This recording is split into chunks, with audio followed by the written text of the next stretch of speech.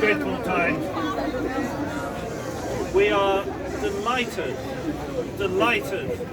that he is soon going to be a free man again. We heard today arguments from the judge which were deeply concerning. We heard that it is possible for people to be extradited from the UK on political grounds, that there is no bar to that. And that is something that ought to deeply concern all of us.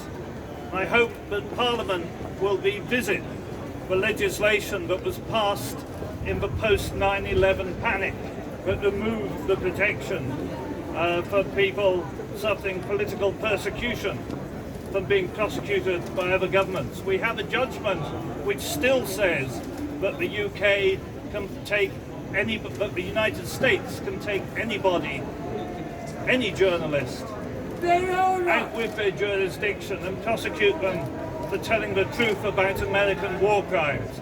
That aspect of the judgment, deeply, deeply concerning. But all of that is for tomorrow. Today we are swept away by our joy.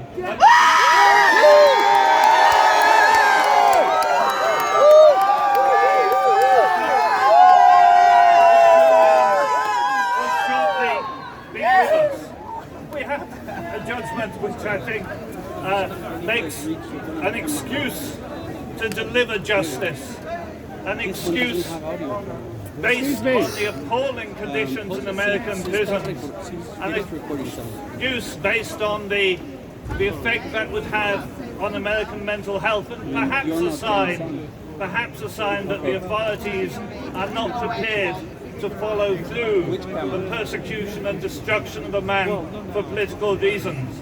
And I'm delighted that this has been done. I'm delighted we have seen some humanity at the end of the process. It doesn't really matter, in a sense, how the justice has been reached, even if it's been reached by a peculiar process. We've seen a whole series of cases where extradition to the United States has been avoided on psychiatric pretexts, whereas the truth is that it's a recognition that a deeply flawed system of persecution should not be enacted by British courts. The judge has indicated that Julian will probably not be with us today.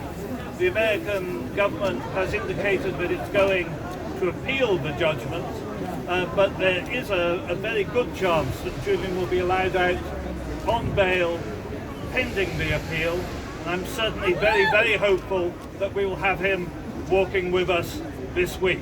Thank you.